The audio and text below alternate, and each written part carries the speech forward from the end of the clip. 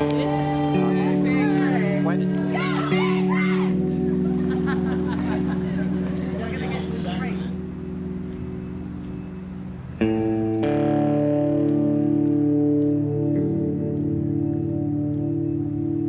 Cédric Burguin. Bonjour Inès. Au fond, qu'est-ce qui distingue le code du droit canonique du code civil? Eh bien, le droit canonique, vous voyez, il n'est pas là simplement pour organiser une société. Il y a l'adage ubi societas, ubi ius. Où est-ce qu'il y a une société, il y a un droit.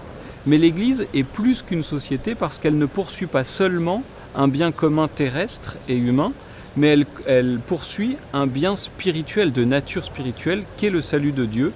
Et donc le droit canonique doit exprimer au plus près non seulement cette organisation, mais plus profondément encore, la loi de Dieu présente en ce monde.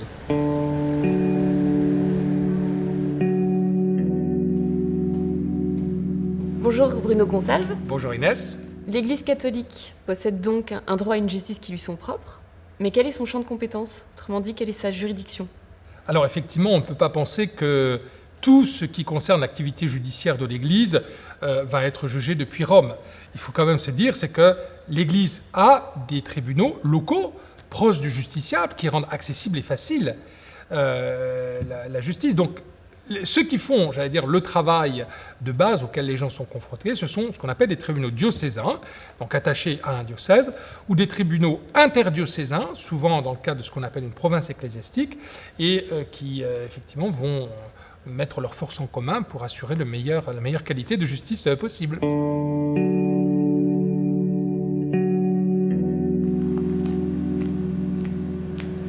Bonjour Philippe Griner. Bonjour Inès. Si le droit garantit et protège les libertés fondamentales, de quelle liberté fondamentale parlons-nous? Je crois qu'il y a deux questions dans votre question. En quoi le droit peut-il garantir et protéger notamment une liberté, qui est peut-être la première dans les libertés dites fondamentales, qui est la liberté de conscience.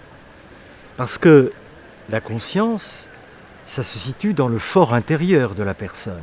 Et comment à ce moment-là, le droit, qui a plutôt une approche des choses extérieures, tangibles, palpables, peut-il avoir ce rapport avec ce fort intérieur de la personne? Puis il y a une deuxième question, c'est d'un point de vue juridique, quelle définition donner de la conscience?